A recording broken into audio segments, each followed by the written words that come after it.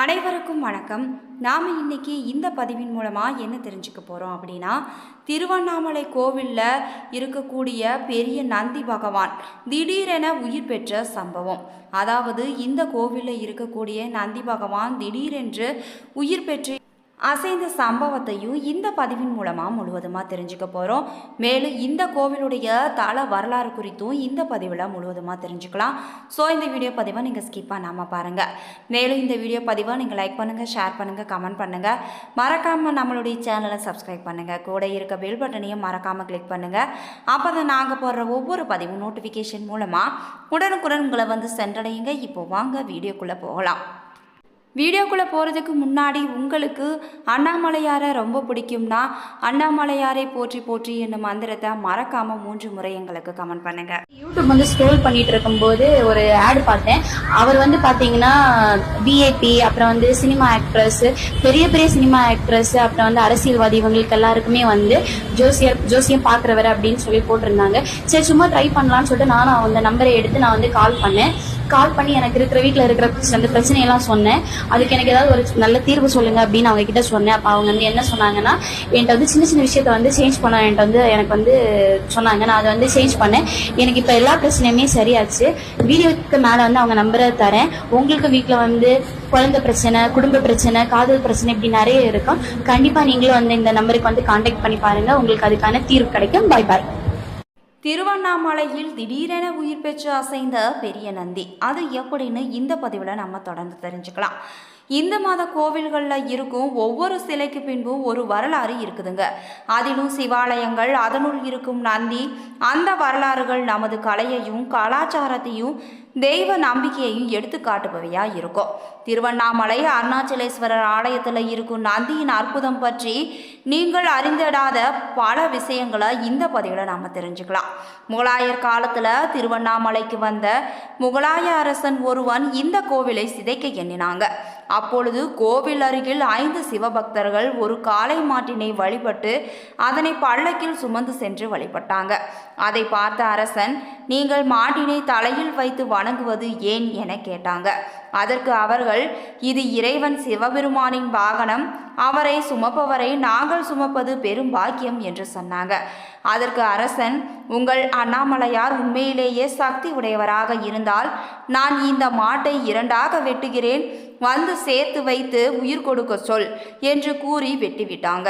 5வரும் அண்ணாமலையாரிடம் முறையிட, அண்ணாமலையார் அசரீரியாய் வடக்கே என் ஆத்ம பக்தன் ஒருவன் நமச்சிவாய என ஜபித்து கொண்டிருக்கிறான், அவனை தேடி இங்கு அழைத்து வாருங்கள் என்றாருங்க.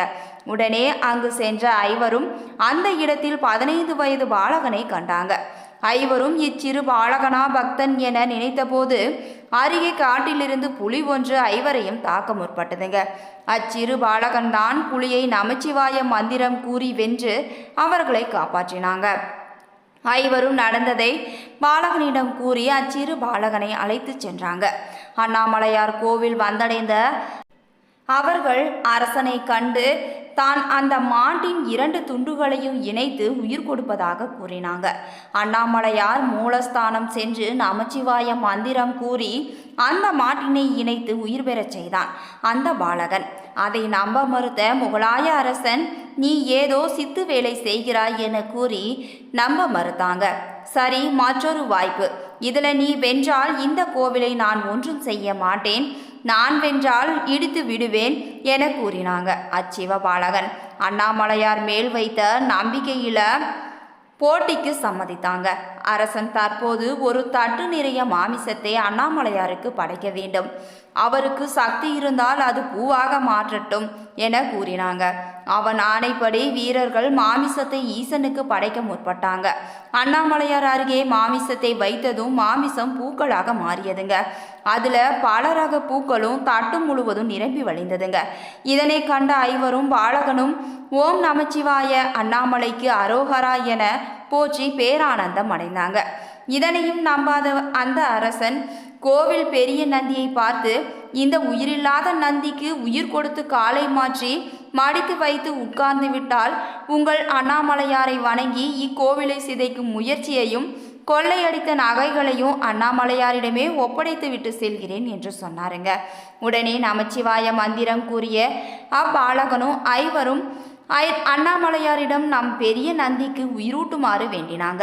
அண்ணாமலையார் உடனே பெரிய நந்திக்கு உயிர் கொடுத்து கால் மாற்றி மடக்கி வைக்க உத்தவிட்டாருங்க. அன்று முதல் அண்ணாமலையார் கோவிலின் பெரிய நந்தி மட்டும் வலது காலை மடித்து இடது காலை முன்வைத்து அண்ணாமலையாரை வணங்கி வருகிறாருங்க. அரசனும் அண்ணாமலையாரை வணங்கி அனைத்தையும் ஒப்படைத்து விட்டு சென்று விட்டாங்க. சிவன் கோவில்களில் அனைத்து நந்திகளும் இடக்காலை மடக்கி வலக்காலை முன்வைத்து அமர்ந்திருக்குங்க.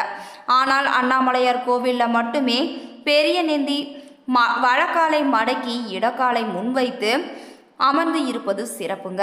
அன்று அங்கு வந்த பாலகனே வீரேகிய முனிவர் என அழைக்கப்படுறாருங்க. அவர் வாழ்ந்த ஊர் சீநந்தல் எனும் கிராமங்க. இக்கிராமம் வடக்கே இருப்பதாலேயே நந்தியும் வடக்கு நோக்கி லேசாக திரும்பி காணப்படுதுங்க. தொடர்ந்து இந்த பதிவில் நினைத்தாலே முக்தி தரக்கூடிய திருவண்ணாமலை கோவிலுடைய பல சுவாரஸ்யமான தகவல்களை தெரிஞ்சுக்கலாம். அண்ணாமலை என்பதன் பொருள்தான் அண்ணுதல் என்றால் நெருங்குதல் என்று பொருள். அண்ணா என்றால் நெருங்கவே முடியாதது என்பது பொருள். பிரம்மனாலும் விஷ்ணுவாலும் அடியையும் முடியையும் நெருங்க முடியாத நெருப்புமலை என்பதால் அண்ணாமலை என பெயர் வந்ததுங்க. கைலாயத்தில் லிங்கம் இருப்பதால் கைலாயம் சிறப்பு. ஆனால் லிங்கமே மலையாக இருப்பதால் திருவண்ணாமலைக்கு சிறப்புங்க. இந்த மலை மிக பெரும் புனிதமாக கருதப்படுது. இதை சிவலிங்கமாக கருதி சித்தர்கள், முனிவர்கள், ஞானிகள் எல்லாம் வழிபட்டு இருக்காங்க. சிவபெருமானின் பஞ்சபூத தலங்களுள் இது அக்னி தலமாக கருதப்படுது.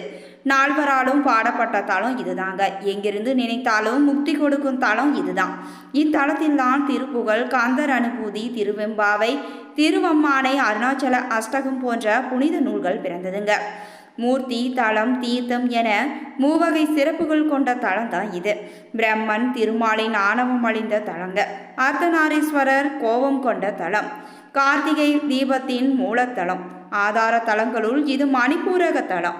இத்தலம் மலையுச்சியில ஏற்றப்படும் மகா தீபத்தால இது உலக புகழ்பெற்ற தலமாகவும் விளங்குது. ஆலயத்துல 9 கோபுரங்கள் இருக்குதுங்க. கோபுரங்கள் நிறைந்த ஆலயம் இது. இவ்வாலயத்தின் உள்ளே 6 பிரகாரங்கள் இருக்குது. 142 சன்னதிகளும், 22 பிள்ளையார்கள், 306 மண்டபங்கள், 1000 தூண்கள் கொண்ட ஆயிரங்கால் மண்டபம், அதன் அடியில பாதாள லிங்கம், பாலரமணர் தவம் செய்த இடம், 43 செப்பு சிலைகள், கல்யாண மண்டபம், அண்ணாமலையார் பாத மண்டபம் என அமைந்த ஆலயங்க இது. மிக பழமையான திருவண்ணாமலையை ஆர்கேயன் காலத்தியது என்று சொல்றாங்க. அதாவது இந்த காலம் 200 கோடி ஆண்டுகளுக்கு முற்பட்டதுங்க.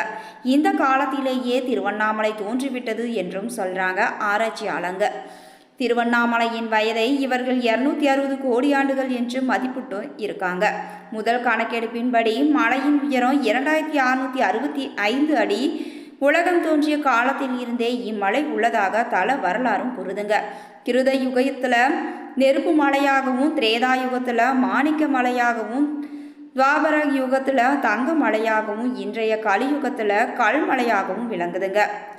திருவண்ணாமலைக்கு காந்த சக்தி இருப்பதாக புவியியல் வல்லுநர்கள் சொல்றாங்க. கிரிவலம் செல்லும் போது எங்காவது துவங்கி எங்காவது முடிக்கக்கூடாது. மலையை சுற்றி 14 கிலோமீட்டர் பக்தர்கள் நடந்தே செல்ல வேண்டும். வாகனங்களில் செல்லக்கூடாதுங்க. கிரிவல பாதையில 8 திசையிலும் ஒவ்வொரு லிங்கம் இருக்கும். இந்திரலிங்கம், அக்னிலிங்கம், யமலிங்கம், நிருதிலிங்கம், வருணலிங்கம், வாயுலிங்கம், குபேரலிங்கம், ஈசானலிங்கம் ஆகிய இவற்றை வணங்கி செல்ல வேண்டுங்க. மலையை ஒட்டிய பக்கம் செல்லாது இடப்பக்கமாகவே செல்ல வேண்டுங்க. மலையின் உயரமானது 2688 அடி கொண்டது. கிரிவல பாதையின் தூரம் 14 கிலோமீட்டர்.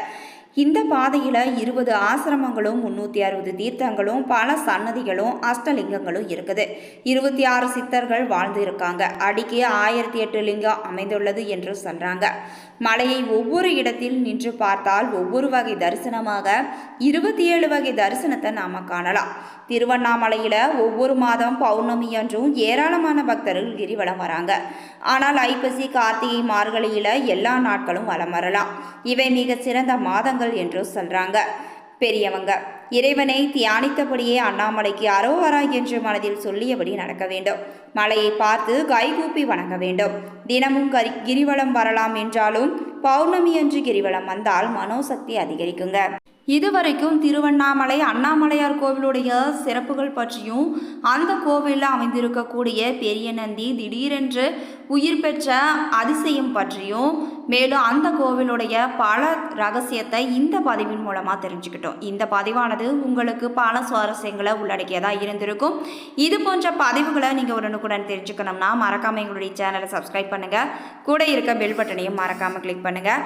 அப்போ தான் நாங்கள் போடுற ஒவ்வொரு பதிவு நோட்டிஃபிகேஷன் மூலமாக உடனுக்குடன் உங்களை வந்து சென்றடையுங்க. நன்றி நண்பர்களே.